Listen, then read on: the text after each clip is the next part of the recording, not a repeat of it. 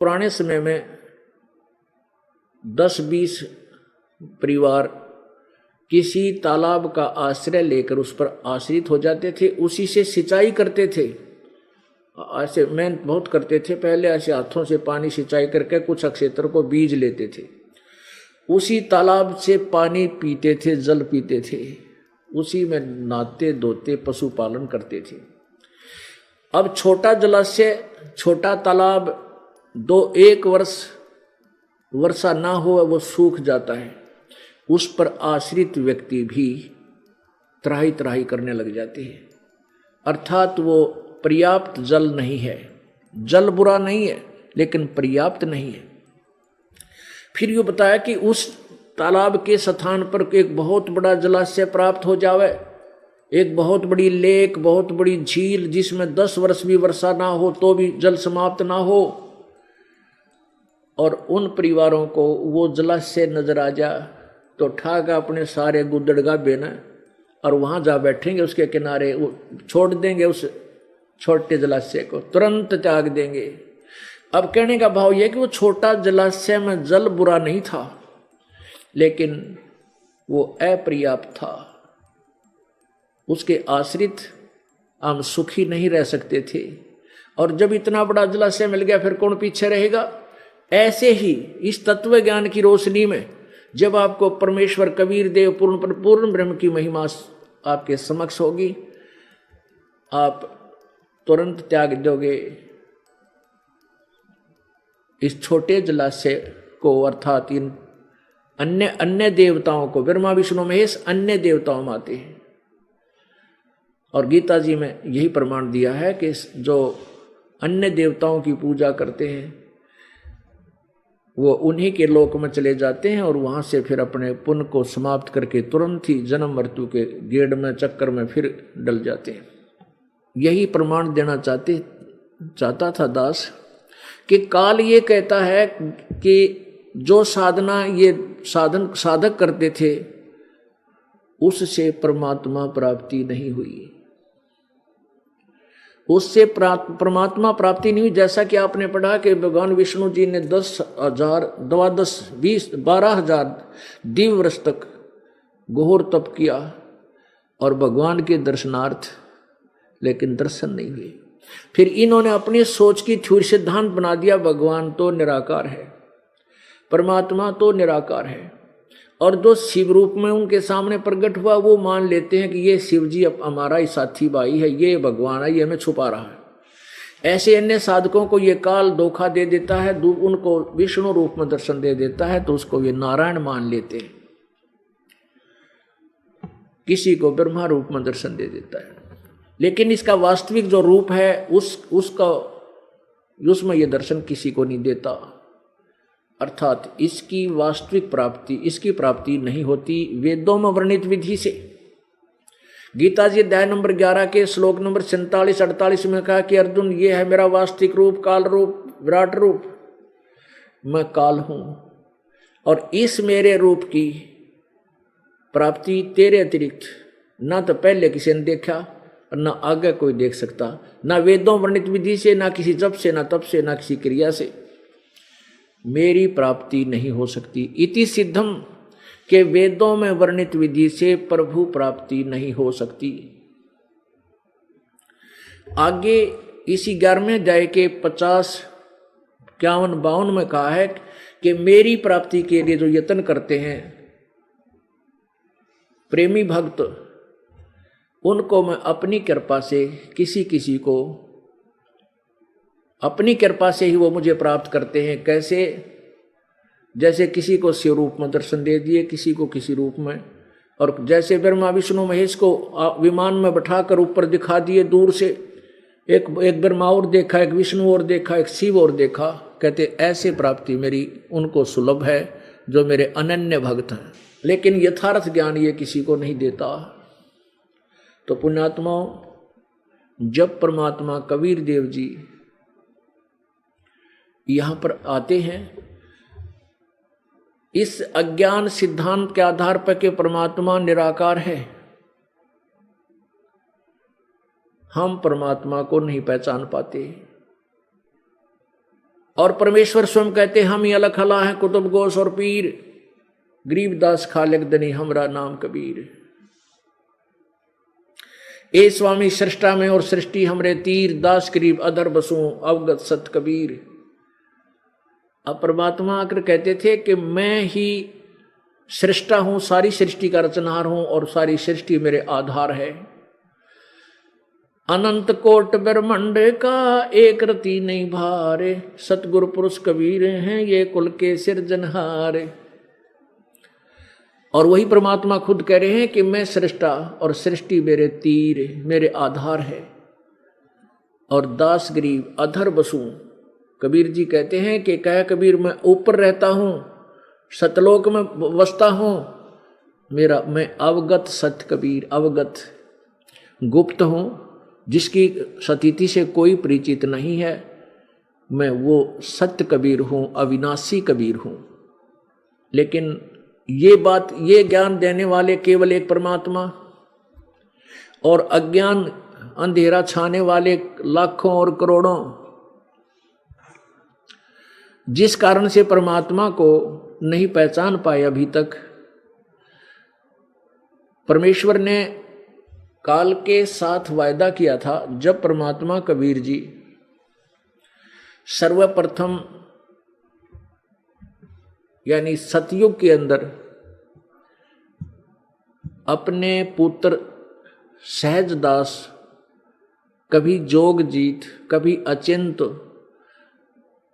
कभी ज्ञानी का रूप धारण करके इस काल के लोक में प्रवेश करते हैं। तो काल उस समय तपतशिला के ऊपर 1,00,000 मानव श्रीधारियों को भूना जा रहा होता है। परमात्मा वहां आकर खड़े हो जाते हैं और परमेश्वर की उपस्थिति में वो तपतशिला की अग्नि उन तपतशिला पर डाले हुए जीवों को, प्राणियों को, उनको तपत लगनी बंद हो जाती है, लेकिन टुकड़ी वो तपतशिला ज्यों की तो गर्म होती है। जब उनकी गर्म, उनको वो जैसे तड़प रहे थे, गर्मी में उबल रहे थे, और जिस समय वो तपत बंद हो गई उनको लगनी परमात्मा की कृपा से, तो वो बैठ गए उस तवे के ऊपर, तई के ऊपर, और सामने देखा वो चंद्रमा सा चेहरा कबीर भगवान का, पूर्ण परमात्मा। उनके दर्शन मात्र से आत्मा प्रसन्न हो गई और सभी ने सोचा ये भगवान आ गया, हमें बचाएंगे, भगवान आ गए, अब हमें बचाएंगे, ये तो यम के दूत यहाँ पर डाल रहे होंगे हमको, जैसा सुनाया था। तब उन्होंने कहा हे परमात्मा हमें बचा लो, हे परमात्मा हमें बचा लो, हमारे को कौन सी करनी का दंड यहाँ दिया जा रहा है।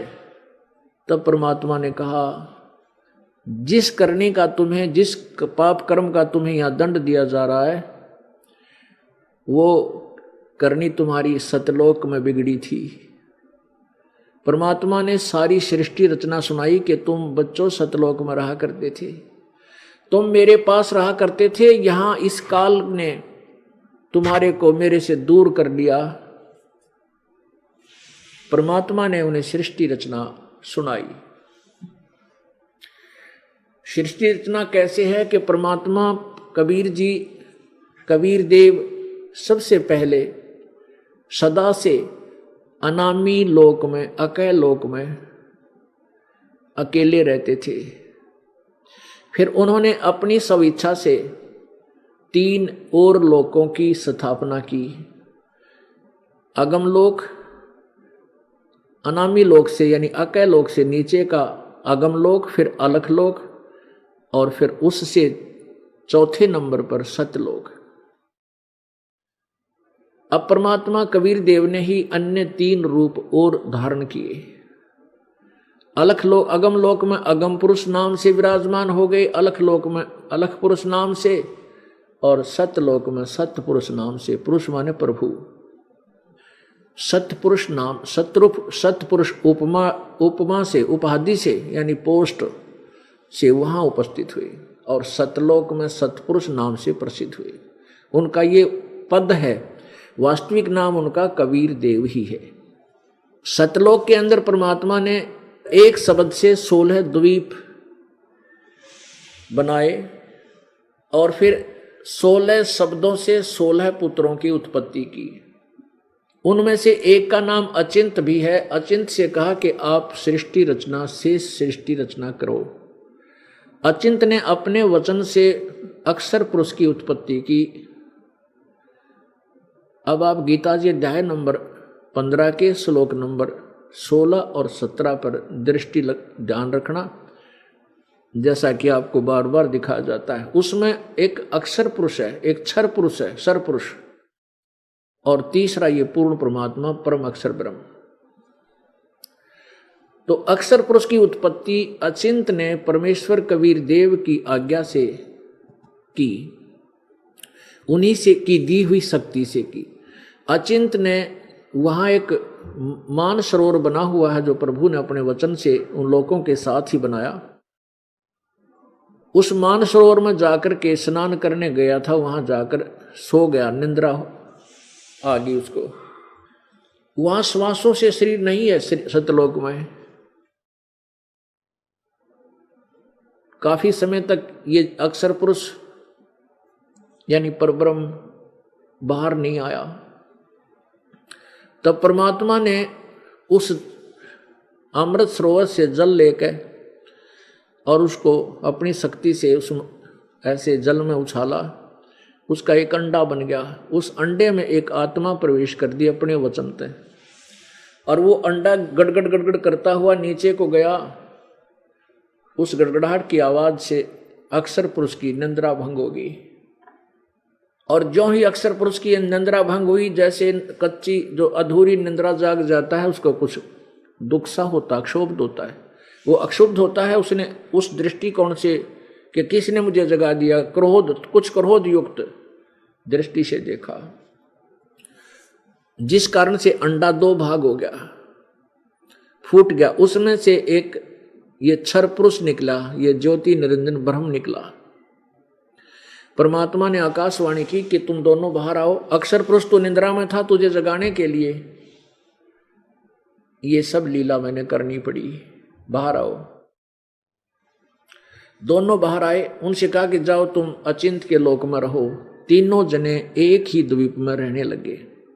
उसके बाद परमेश्वर कबीर देव ने कहा अचिंत और जितने भी वो 15 और पुत्र थे सबको इकट्ठा करके कि इसलिए तुम्हारे को मैंने थोड़ा सा ढीला छोड़ा था कि तुम सृष्टि नहीं रच पाओगे, तुम समर्थ नहीं हो, कहीं बीच में टांग अड़ा बैठो, अपने आप को भगवान मान बैठो। और अचिंत से वो शक्ति वापस ले ली और कहा मैं ही सारी सृष्टि रचूंगा। ये उदाहरण दिया था परमात्मा ने, कहीं ये अपनी अपनी डफली बजाने लग जाए शेष और काम बिगाड़ दें, तो वो अचिंत शांत हो गया और कहा प्रभु मेरे बस से बाहर की बात है। तब परमेश्वर कबीर देव ने हम सभी आत्माओं को जो सतलोक में हैं और यहाँ काल के लोक में जो दुखी हो रही है और जो सतलोक में आनंद से रह रही है, उन सभी को अपने वचन से बाहर सबको वहाँ उत्पन्न किया।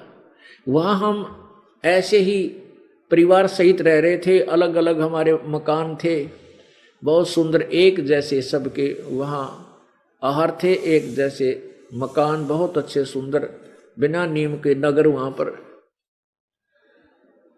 वहाँ रहा करते थे। कुछ समय के बाद इस ज्योति निरंजन जो क्षर पुरुष, इसके मन में एक ओछी सोच जागृत हुई। इसने सोचा कि हम तीन तो एक द्वीप में और हमारे सभी भाई अलग अलग अपने ठाठ से रह रहे हैं। इसने अलग से राज्य प्राप्त करने की इच्छा से और तप प्रारंभ किया। जब ये तप करने लगा 70 युग तक इसने तप किया। जब ये 70 युग तप कर रहा था उस समय हम क्यों फंस गए यहाँ पर, हम सभी इस ज्योति निरंजन काल के उस तप के एक्टिंग से प्रभावित हो गए और इसको दिल से चाहने लगे कि देख कितना तप कर रखा, जो हो कितना सुंदर है। क्यों, ये भी तेजों में और सुंदर शरीर था इसका। ये बाद में इसका विकराल रूप हुआ जब इसको श्राप मिल गया। परमेश्वर ने आकाशवाणी की, तुम इस ज्योति निरंजन की क्रिया को मत देखो, आप मस्त रहो, ये अच्छा काम नहीं है। हम ऊपर से तो सावधान हो गए, लेकिन अंदर से चाह नहीं गई, उस ज्योति निरंजन को हृदय से चाहने लगे। हम अपने पिता से विमुख हो गए, जिसने हमें वहां सब सुख दिया था। ना कोई मृत्यु थी, ना बुढ़ापा था, ना कोई काम करने को था। सुंदर सदाबहार बाग बगीचे के बहुत सुंदर मेवा वहां पर सदाबहार रहती हैं, और कोई राग द्वेष लड़ाई झगड़ा वहां कुछ नहीं था। हम उस परमात्मा जो सर्व सुखदाई है, सुख सागर, उससे विमुख होकर इस काल ने चाण लागे ज्योति निरंजन ने। जब इसने 70 युग तप कर लिया तो परमेश्वर ने पूछा कि अभी क्या मांगता है, क्या चाहता है तू ज्योति निरंजन। इस काल भगवान ने, क्षर पुरुष ने, ज्योति निरंजन ने कहा कि पिताजी ये स्थान मेरे लिए कम है, मुझे अलग स्थान दे दो, अलग खुले स्थान में रहना चाहता हूं। तो परमात्मा ने इसको 21 ब्रह्मांड दे दिए। जैसे एक साहूकार पिता अपने पुत्र को 21 प्लाट दे दे खाली बगैर कंस्ट्रक्शन के।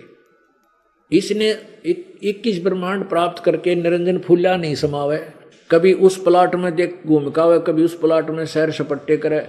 फिर इसने सोचा इसमें कुछ कंस्ट्रक्शन होनी चाहिए।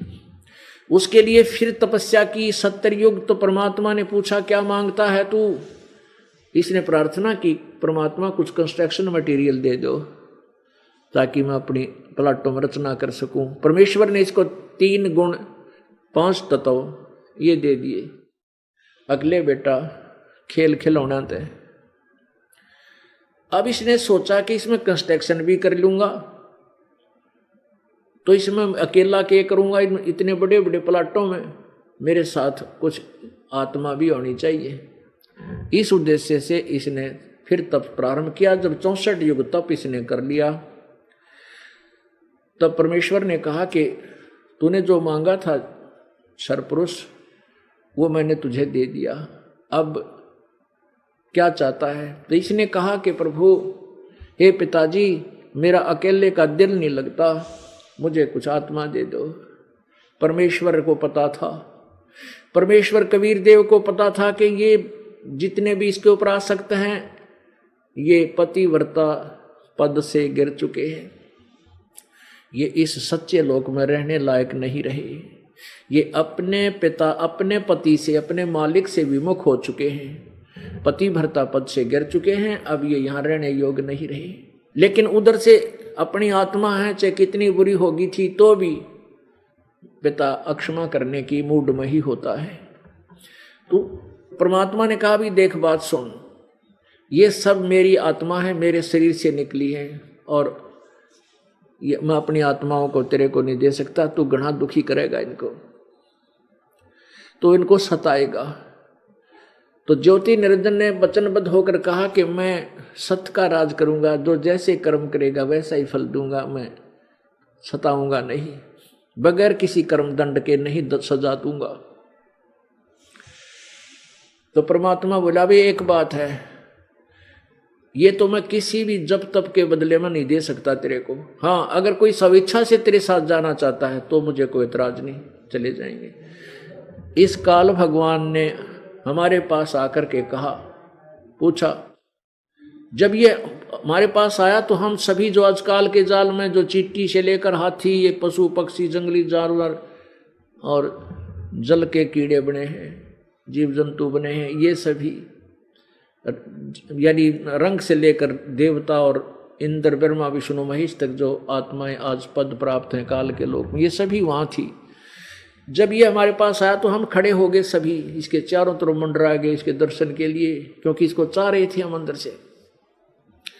और वही इच्छित वस्तु हमारे सामने हो तो कितनी खुशी होती है। तो इसने कहा कि मैंने पिताजी से अलग स्थान प्राप्त किया है, लोक ब्रह्मांड प्राप्त किए हैं, क्या आप मेरे साथ चलोगे। अब हम तो पहले ही गदगद हो रहे थे, इसको चाह रहे थे। हमने कहा कि यदि पिताजी आज्ञा दे देगा तो हम आपके साथ चल पड़ेंगे, चलने को तैयार हैं। तब इस ज्योति निरंजन ने यानी ब्रह्म ने परमेश्वर कबीर देव जी के पास जाकर कहा, प्रभु कुछ आत्मा मेरे साथ जाने को जाना चाहती हैं, वह सब इच्छा से जाना चाहती है। परमेश्वर ने कहा कि मेरे सामने हाँ भरवा दे, मेरे सामने स्वीकृति दिला, तब मैं मानूंगा। परमात्मा यानी पूर्ण ब्रह्म और ये ब्रह्म वहां आगे हमारे पास। तो परमात्मा ने कहा भी जो ज्योति निरंजन इस ब्रह्म के साथ जाना चाहता है वो अपनी हाथ खड़ा करके स्वीकृति देवे। अब परमात्मा के सामने, अपने पिता के सामने शर्म लगी, सबको नीची गर्दन कर ली, कोई नहीं बोला। तो परमात्मा ने कहा भी ज्योति निरंजन कोई भी नहीं जाना चाहता, तू कह रहा था मेरे साथ स्वेच्छा से कुछ जाना चाहते हैं। ये तो सन्नाटा छा गया। परमात्मा ने कहा भी बोलते क्यों नहीं, कौन जाना चाहता है? तो उस समय एक आत्मा खड़ा हुआ। सबसे पहले एक आत्मा ने हिम्मत की कि मैं जाना चाहता हूं। अब फिर बाकी क्या न सोची कि तुम पीछे रह जाओ और यू एकला लूट सारी वहां पर काल के लोक में, ब्रह्म के लोक में। तो सब ने स्वीकृति दे दी, दोनों हाथ करके मैं भी। परमात्मा बोला भाई ठीक है, जितने भी इन प्राणियों ने, जितने भी हंस आत्माओं ने तेरे साथ जाने की स्वीकृति दी है, इनके नंबर मेरे कंप्यूटर में फीड हो गए, मेरे पास नोट हो गए। ज्योतिनेंद्र तू जा अपने लोकों में। ये 21 ब्रह्मांड वहीं थे, सतलोक के एक कोने में थे, अलग से दूर। और मैं इन सभी आत्माओं को, परमात्मा ने कहा मैं सभी आत्माओं को अपने हिसाब से तेरे पास भेज दूंगा ताकि तुझे सृष्टि में एकदम बाधा ना बने। तो परमेश्वर ने क्या किया, ज्योति निरंजन ब्रह्म चला गया। परमात्मा ने क्या किया कि उस जो सबसे पहले जिस हंस आत्मा ने स्वीकृति दी थी उसकी एक सुंदर युवा लड़की बना दिया, लेकिन उसको प्रजनन इंद्रिय नहीं लगाई। बाकी सर्वांग स्त्री वाले स्त्री रूप बना दिया सुंदर लड़की का। और हम सभी आत्माओं को सूक्ष्म रूप बनाकर, सूक्ष्म रूप ऐसा होता है जो हवा में जीव घूमते हैं लेकिन हम नहीं देख सकते, दूरबीन से देखे जाते हैं। उससे भी सूक्ष्म दूरबीन भी नहीं देख सकती, इतने सूक्ष्म रूप में बीज है, बीज रूप में है आत्मा। तो ऐसा सूक्ष्म रूप बना करके उसमें जैसे उस लड़की के अंदर प्रवेश कर दिए और उससे कहा कि बेटी मैं तुझे वचन देता हूं, एक शक्ति देता हूं, वचन शक्ति के तू जितने भी जीव नर और मादा बनाना चाहेगी अपने वचन से उतने ही तू उत्पन्न कर देगी। और जाई उस ज्योति निरंजन के पास जा। अपने पुत्र सहज दास को भेज दिया, साथ उस लड़की को सतलोक उस निरंजन के पास छोड़ आने के लिए। अब सहज दास उस युवा लड़की को, अपनी बहन को लेकर के ज्योति निरंजन के पास गया और ज्योति निरंजन को जाके बताया कि पिताजी ने सभी आत्माओं को इस बहन के शरीर में प्रवेश कर दिया और इसको वचन दे दिया है कि जितने भी जीव तू कहेगा ये उत्पन्न कर देगी, नर और मादा। यूं कहकर के सहज दास वापस आ गया, लड़की को वहीं छोड़ा। अब युवती होने के कारण उस लड़की का रंग रूप बहुत निखरा हुआ था। परमात्मा ने यह भी देखना था कि ये ज्योति निरंजन कितना गिर सकता है। अब ज्योति निरंजन के मन में विषय वासना उत्पन्न होगी, गंदे विचार उत्पन्न होने लगे। उसने दुर्गा के साथ अभद्र व्यवहार शुरू किया। वो लड़की प्रकृति देवी दुर्गा इस नाम से आगे चलकर प्रसिद्ध हुई। उसको आधी माया भी कहते हैं, अध्या। अब इस प्रकृति देवी के साथ उसने दुर्व्यवहार करना शुरू किया। किसने? ज्योति निरंजन काल ने, ब्रह्म ने। लड़की ने कहा कि ज्योति निरंजन मेरी एक अर्ज सुन ले, मेरे को पिताजी ने वचन शक्ति दे रखी है, जितने जीव तू कहेगा मैं वचन से उत्पन्न कर दूंगी और तू मेरे साथ ये जुल्म ना कर। और दूसरे, तू मेरा बड़ा भाई, मैं तेरी छोटी बहन, क्योंकि तू हमसे पहले परमात्मा की वचन से अंडे से उत्पन्न हुआ था। परमात्मा का तो भी पुत्र है, उसके बाद हमारी उत्पत्ति हुई, मैं तेरी छोटी बहन होगी। और बहन भाई का ये पाप, मैथुन बहुत महापाप है, घोर पाप है, तो ऐसा जुल्म मत कर। लेकिन इसके अंदर ऐसा भूत सवार हुआ कि एक कामदेव के वश होकर के इसने आगा पीछा कुछ नहीं देखा, हद से ज्यादा बढ़ गया। अब लड़की ने अपनी इज्जत की कोई और सुरक्षा का कोई और विकल्प ना देखा तो क्या किया, जो ही इसने बदतमीजी से हंस रहा था, मजाक के रूप में मुंह खोल रखा था, उस मुख के माध्यम से पेट में चली गई सूक्ष्म रूप बना के। अब वहां से प्रार्थना की कि पिताजी मेरी रक्षा करो, मेरे साथ ऐसे ऐसे दुर्व्यवहार किया। अब परमात्मा को पता था कि ये तुम्हारा खूब नाच नचावेगा ये काल, अब तुमने अपने पैर पर कुहाड़ा तो मार लिया, अब देखो क्या करेगा, तुम्हारे साथ ही है। परमेश्वर स्वयं ही अपने पुत्र जोगजीत का रूप बना के वहां प्रकट हो गए और जाकर के कहा कि ज्योति निरंजन सुन ले आदेश परम पिता का, आज से तेरा नाम काल होगा और 1 लाख मानव शरीरधारी प्राणियों का नित्य आहार किया करेगा, 1.25 लाख मानव शरीरधारी प्राणी उत्पन्न किया करेगा। लड़की को, इस प्रकृति देवी को इस ज्योति निरंजन के शरीर से बाहर निकाला परमात्मा ने, इसका पेट पाड़ के, और फिर अपने वचन से वैसा ही कर दिया। इसके शरीर से दुर्गा को बाहर निकाला और फिर आदेश दे दिया कि जा ले जा तेरे 21 ब्रह्मांडों को यहाँ से, और तुम्हारे जैसों के लिए यहाँ इस सच्चे लोक में स्थान नहीं है, जाओ यहाँ से। और 16 शंख कोश की दूरी पर जाकर के ये तेरे ब्रह्मांड चक्कर काटना शुरू कर देंगे, वहां रुक जाएंगे। पुण्यात्माओं 16 शंख कोश की दूरी पर आकर ये 21 ब्रह्मांड वहां से चल पड़े विमान की तरह, यहां आकर रुक गए और यहां फिर ऐसे चक्कर काटने लग गए। अब एक कोश लगभग 3, पौने 3 या 3 किलोमीटर के आसपास होता है। अब पुण्यात्माओं जैसे अरब खरब नील पद्म शंख और तरह की 16 शंख कोश, फिर इसको 16 गुणा में 3 48 शंख किलोमीटर दूरी पर ये आकर रुक गए। अब ज्योति निरंजन ने फिर बकवाद करनी शुरू की। इस काल ने लड़की के साथ फिर दुर्व्यवहार करना चाहा। लड़की ने कहा, दुर्गा ने कहा कि ज्योति निरंजन तू आंखें खोल ले, पहले तो तू मेरा बड़ा भाई, मैं तेरी छोटी बहन, और फिर मैं तेरे पेट से बाहर आई हूं, तेरी बेटी होगी। यानी इस माया ने, इस देवी ने हर तरफ से कोशिश की कि ये बकवाद ना करे और मेरी इज्जत बची रहे, लेकिन इसने दुर्गा के साथ बलात्कार किया, अपने ही नखों से प्रजनन इंद्री, स्त्री इंद्री लगाई और 3 पुत्रों की उत्पत्ति की। बड़े का नाम ब्रह्मा और रजगण युक्त किया। इस काल ने अपने एक ब्रह्मांड, प्रत्येक ब्रह्मांड में जहाँ ये सृष्टि तैयार करता है उसमें सबसे ऊपर के लोक स्थान पर एक ब्रह्मलोक बनाता है। ब्रह्मलोक को भी 2-3 भागों में, कई भागों में डिवाइड करता है। सबसे ऊपर के शिखर के स्थान पर, चोटी पर ये 3 स्थान बनाता है। एक रजोगुण युक्त प्रधान क्षेत्र, एक तमोगुण प्रधान, सतोगुण प्रधान क्षेत्र, एक तमोगुण प्रधान क्षेत्र।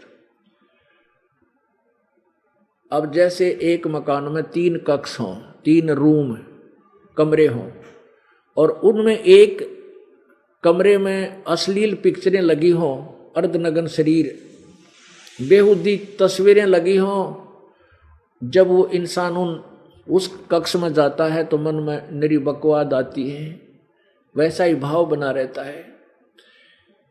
और दूसरे में लगे हों, एक कमरे में साधु संत फकीरों के चित्र लगे हों, वहां जाते ही मन उन्हीं की कहानी सुनकर, उनके भाव को देखकर उन जैसा साधु भाव हो जाता है, एक अच्छा स्वभाव बन जाता है।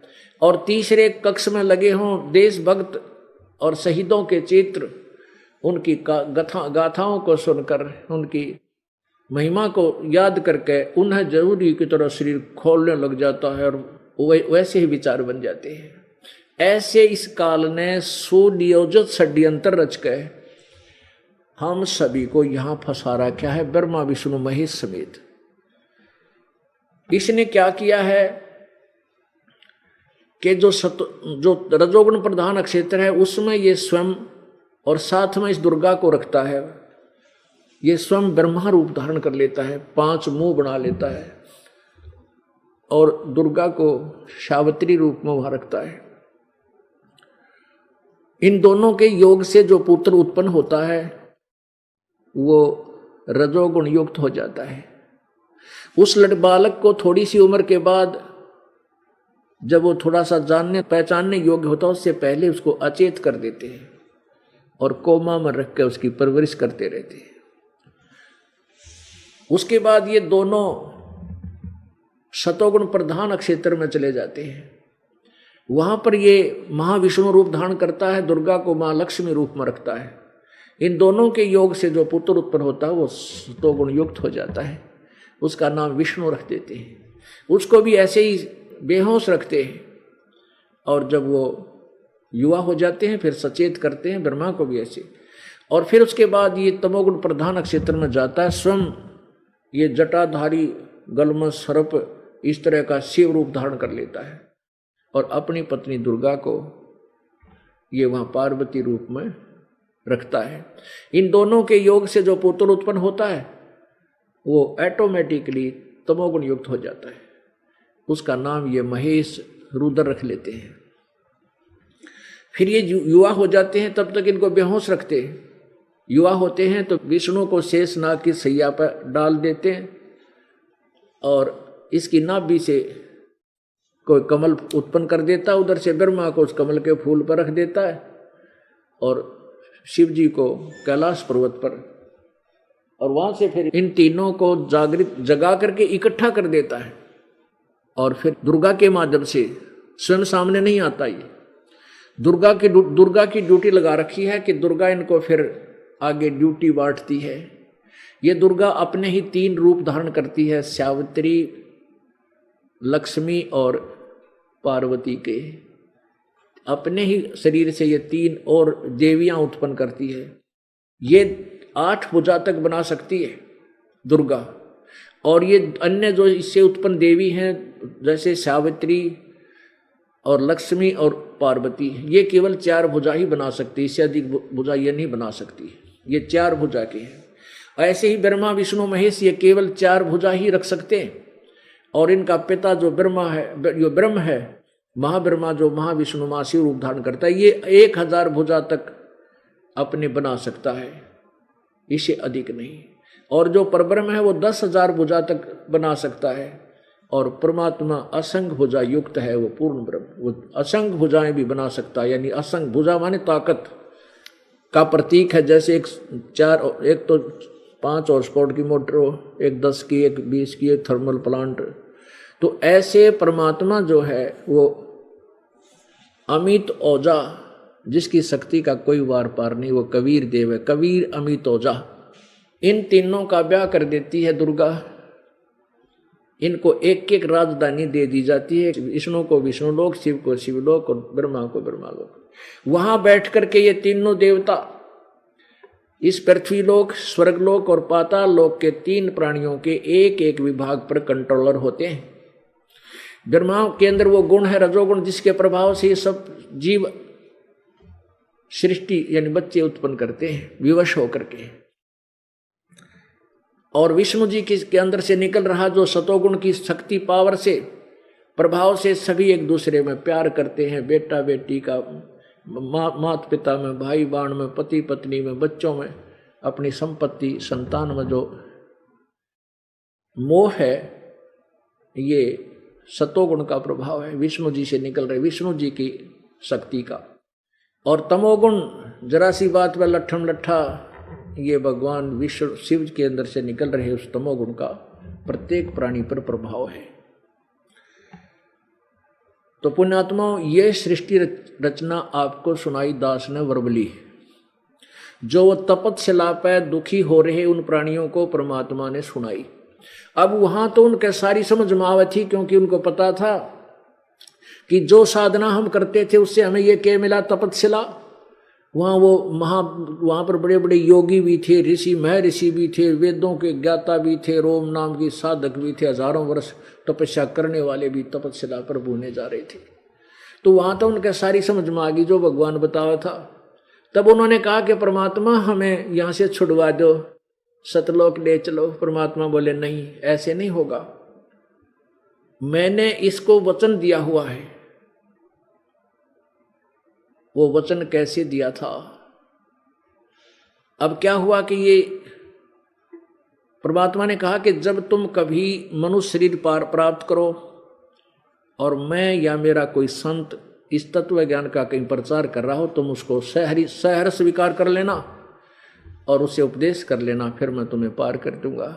ऐसे नहीं कर सकता, तुम्हारे ऊपर बहुत ज्यादा ऋण है इस काल का, तुम पहले ऋण मुक्त हो गए उस साधना से जो हम बताएंगे। वो इतनी कीमती आपकी साधना होगी, इतनी महत्वशाली वो साधना होगी, वो आपको बताई जाएगी, उससे तुम शीघ्र ही ऋण मुक्त होकर के मेरे पास आ सकोगे। तो वो प्राणी तो वहां से परमात्मा ने कहा तुम जाओ, और देखो वो तुम जिसको निराकार कहा करते, साधना करके छक लिए, तुम्हें दर्शन नहीं हुए, वो आने लग रहा। अब उसी समय उसका समय हो गया था। अब ज्योति निरंजन ने समय निर्धारित ऑटोमेटिक टाइम पर रखा उसमें, इतने समय तक ये तपस्या पर ये प्राणी बुनेंगे और इतने समय के बाद अपने आप वहां से उड़ा दिए जाएंगे। वो वहां तपस्या पर जल रहे प्राणी अपने वहां से उड़कर आ जाते हैं, धर्मराज के पास आकर के वो होश में आते हैं, और फिर उनको आगे से जो कुछ भी किसी को देव स्वर्ग जाना है स्वर्ग जाओ, नरक जाना नरक जाओ, राजा बनना राजा बनो, गधा बनना गधा बनो, वो तो अलग से रह गए। तो परमात्मा ने उनको बताया था उन प्राणियों को कि जो ये तपस्या का जो तुम्हें दंड मिला है, ये सतलोक में तुमने गलती की थी, तुम मेरे से दूर हो गए थे, पतिव्रता पद से तुम गिर गए थे, और इस काल के साथ आकर के तुमने ये महान गलती की थी, उस दंड का ये भोग, ये सजा तुम्हें प्राप्त है। तब सबने कान पकड़ दिया था कि परमात्मा अब के एक बार सतलोक ले चलो, फिर कभी ऐसी गलती नहीं करेंगे। परमात्मा बोला वो भी देखूंगा। फिर देखेंगे तुम माँ के पेट में होते हो जब तो तोबा बोल देते हो, बाहर जाते वह अंडी पाक जाते हो, आपत्ति होती है तब तो तुम मुझे याद करते हो, और जरा से सुखी हो जाते हो तुम बकवाद याद करते हो। चलो फिर देखेंगे जब तुम कोई मनुष्य शरीर में होगे, फिर हम अपना प्रचार करेंगे, देखेंगे तुम कितना स्वीकार करते हो। तब जब वह सभी परमात्मा को निराकार बता रहे थे, प्रभु ने कहा, परमेश्वर ने, कि देखो जिसको तुम निराकार ब्रह्म बोलते थे वो आने लग रहा है। अब उसका ओछा माथा, लंबे 2 दांत, विकराल सा चेहरा और 2 हाथों युक्त वो आ रहा है। वो 2 हाथ भी बना सकता है और 1000 4 हाथ 5 8 हाथ भी 4 भी 1000 भी तक बना सकता है। तो सामने आता हुआ दिखा कि वो आ रहा है तुम्हारा निराकार भगवान। ये खुद कहता है 7वें गीता जी अध्याय नंबर 7 के 24-25 में कि मैं अपनी योग माया से छुपा रहता हूं, अपने वास्तविक रूप में किसी के समक्ष नहीं आता, एज इट इज। तब परमात्मा ने उन प्राणियों को भेज दिया। अब काल ने ऑटोमेटिक समय फिक्स कर रखा है कि इतने समय के बाद वो प्राणी चले गए होंगे, लेकिन परमात्मा की वजह से वो बैठे थे। प्रभु ने उनको दिखाना था कि ये है जो विघ्न की जड़। ये खुद कहता है कि ये गीता जी अध्याय नंबर 7 के श्लोक नंबर 12 से लेकर 15 में कि तीनों गुणों के द्वारा जो कुछ भी हो रहा है ये सब इसका मुख्य कारण मैं ही हूँ, क्योंकि इसके 1 लाख मानव शरीरधारी प्राणी नित्य खाने पड़ते हैं, और उनके लिए तीनों पुत्रों से, रजगुण ब्रह्मा से उत्पत्ति, सतगुण विष्णु से सतीथि, तमगुण शिव जी से संहार, ये खुद उसी के लिए हो रहा है। और ये कहता मैं इनमें नहीं और ये मुझ में नहीं, ये इनसे बाहर रहता है। अब वो तो चले गए सारे प्राणी। वो काल ने देखा कि ये जोगजीत कैसे आ गया यहाँ पर, इसने तो मुझे वहां से निकाला था। अब जोगजीत को देख करके, परमात्मा को जोगजीत रूप में देख करके ज्योति निरंजन काल ने विकराल रूप धारण कर लिया, लाल आंख कर ली। नो बोला जोगजीत वहां से तूने मुझे निकाला था, मैंने तेरे आगे बहुत हाथ जोड़े थे, मैंने मत निकाला है, आज तो मेरे लोक में क्यों आ गया? पहले तो मुझे ये बता दे भगवान का कोई संदेश लेकर आया है क्या? वो आदेश मुझे सुना दे, फिर मैं तुझे गढ़ूंगा। अब परमेश्वर खुद खड़े थे जोगजीत रूप में, जोगजीत रूप में जो परमात्मा ने कहा कि ज्योति निरंजन सुन ले आदेश परमपिता का, मैं नीचे के ब्रह्मांडों में जाऊंगा और तूने देख के दुर्गति कर रखी इनकी, कोई गधा बना रखा है, कोई गधी बना रखी, कोई कुत्ता, कोई कुतिया, किसी के हाथ कट गया, किसी कैंसर हो रही, किसी का कुछ हो रहा, और मैं जाकर के तेरे जाल का पोल खोलूंगा और उनको सच्चा ज्ञान बताऊंगा। इस बात को सुनते ही आंखें लाल कर ली और जोगजीत को मारने के लिए उसकी तरफ आक्रमण कर दिया। अब परमात्मा धर्मदास साहिब को आकर बता रहे हैं अपनी सृष्टि रचना। कहते हैं धर्मदास, जिस समय मेरे ऊपर काल ने अटैक किया, मैंने भाई सतनाम का सुमन श्वासों से शुरू कर दिया। सतनाम का जो श्वास का 2 अक्षर का मंत्र है, कहते हैं ये जो मैंने तुझे दिया है इसका जाप शुरू कर दिया मैंने। इसके प्रभाव से काल ऐसे गिर गया जैसे पक्षी के पांख कट जाया करें, पड़ा पड़ा तड़फ रहा होता है, इसकी मेरे ऊपर कुछ पार ना बसाई। जब इसने देख लिया कि जोगजीत के पास कोई अजब शक्ति भगवान की दी हुई है जो तेरे से वश से बाहर है, तब इसने मेरे पैर पकड़ दिए, चापलूसी का सहारा दिया।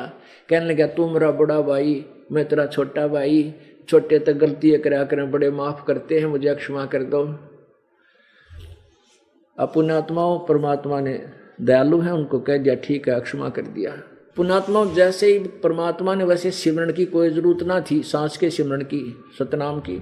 हमें बता रहे हैं कि कभी तुम्हारे ऊपर ये काल या काल के दूत, ये पितर देवता अटैक करें, कोई किसी कारण परिस्थिति खराब होती दिखे, तो सतनाम का सुमन शुरू कर दियो, ये 1 किलोमीटर दूर खड़े पाओगे। ये आपको बता रहे हैं, हमें संदेश दे रहे हैं कि ये फार्मूला अपनाना तुम। तो ज्योति निरंजन ने कहा कि परमात्मा आप चले जाइयो, मैं कि नाटू हूं, आप तो जाओगे, संदेश है आपको भगवान का, आप चले जाना, पर एक काम करना, देखो एक वचनबद्ध हो जाओ। मेरे को श्राप लगा हुआ 1 लाख मानव श्रीधारी जीव खाने का, और आप उन सबको सच्चा रास्ता बता दोगे, वो सब चले जाएंगे, मैं भूखा मरूंगा। सतयुग आया हुआ है, सतयुग है अब, तो मुझे वचनबद्ध हो जाओ कि आप 3 युगों में जीव थोड़े ले जाना।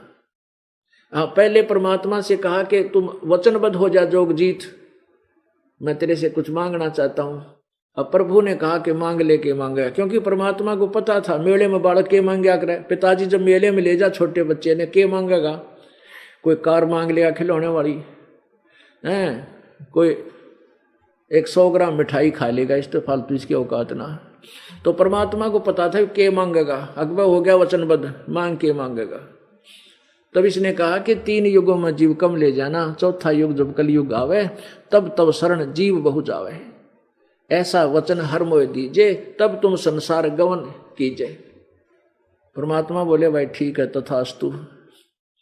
3 युगों में जीव मैं कम ले जाऊंगा, लेकिन चौथा युग जब कलयुग आओगा तब मैं अपने जीवों को ले जाऊंगा। दूसरा वचन इसने कहा था परमात्मा, जो मेरे ज्ञान को स्वीकार करे, जो मेरे संदेश वाहक संत गुरु जो मैं भेज रहा हूं, उनके ज्ञान को जो स्वीकार करे वो मेरा, और आपके ज्ञान को स्वीकार करे वो आपका। प्रभु धक्का ना करियो।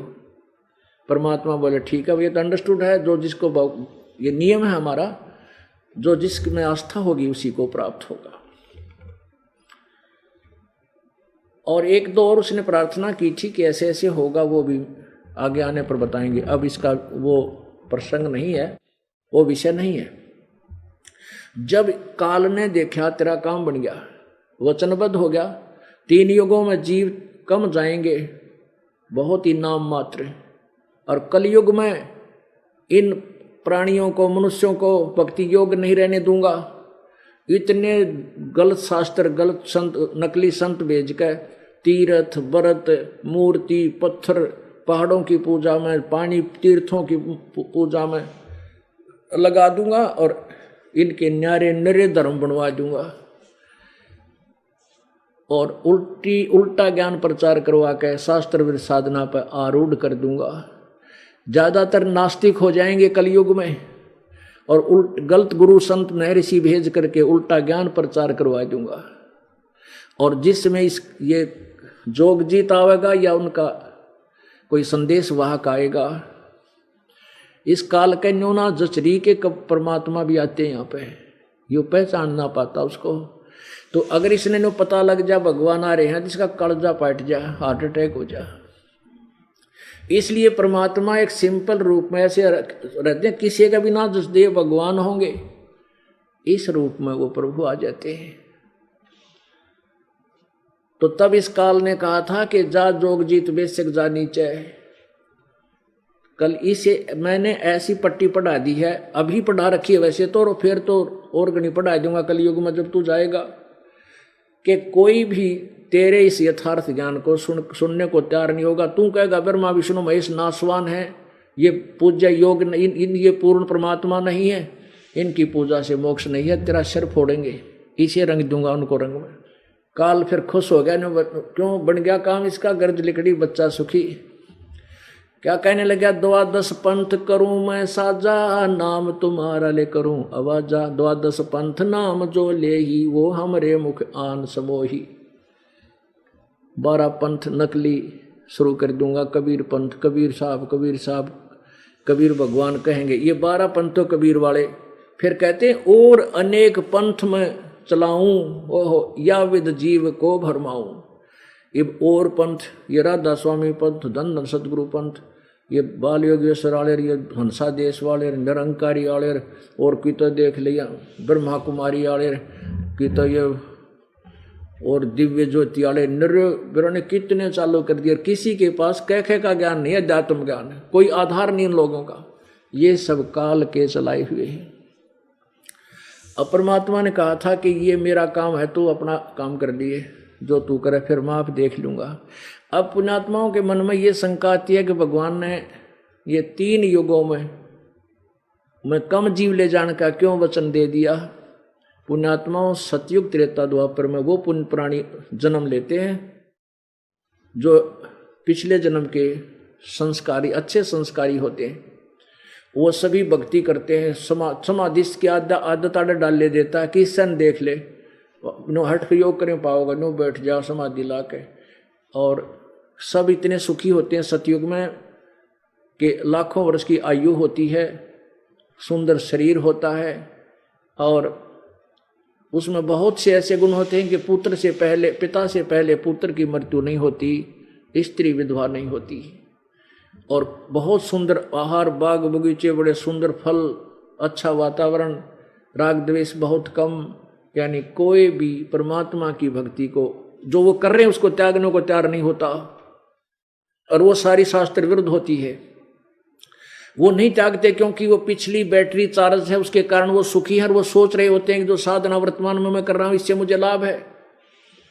और कलयुग में क्या होगा कि वो बैटरी कति डिस्चार्ज हो लेगी हमारी, और इतने दुखी हो जाएंगे। परमात्मा को पता था कलयुग में इनके ऊपर इतना पहाड़ टूटेगा पापों का।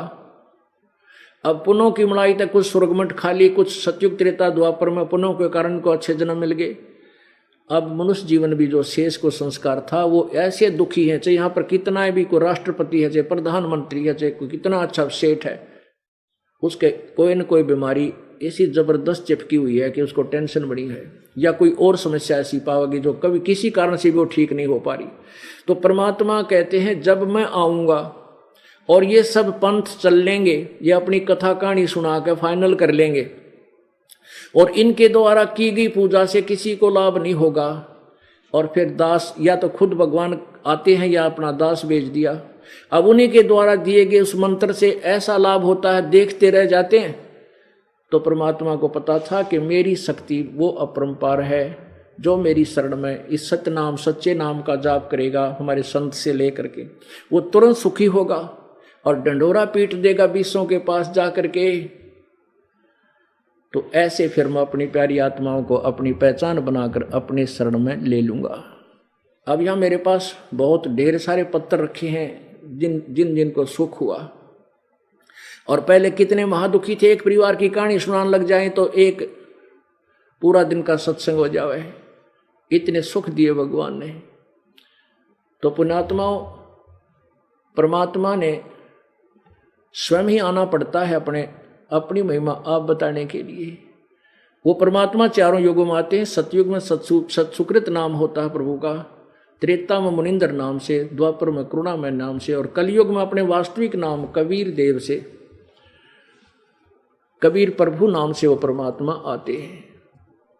बोलो सतगुरुदेव। छठे अध्याय के 16वें श्लोक में फिर ये भी कहा कि अर्जुन यह योग न तो बहुत खाने वाले का और न बिल्कुल न खाने वाले का। बहुत खाना तो यूँ है पेट डडी पक्का खा ले अंगड़ाई टूटे भक्ति हो को ना, और बिल्कुल न खाना व्रत रखना। व्रत रखना भी गीता में मना है, और ये व्रत रखवाओ एकादशी का, ये कहाँ से लाए। और न बहुत सहन करने वाले सोने वाले का और न अधिक जागने वाले का सिद्ध होता है। यानी 16वें में तो ये भी कंसेप्ट क्लियर कर दिया है कि व्रत रखना भी व्यर्थ है, और ये एकादशी का व्रत तो बहुत महत्वपूर्ण कर बताते। तो ये लोक वेद है, दंत कथा है, इनकी वेद शास्त्र विधि रहित ज्ञान है, उसके करने से कुछ भी लाभ नहीं होगा। गीता जी अध्याय नंबर 16 के श्लोक नंबर 23 के अनुसार।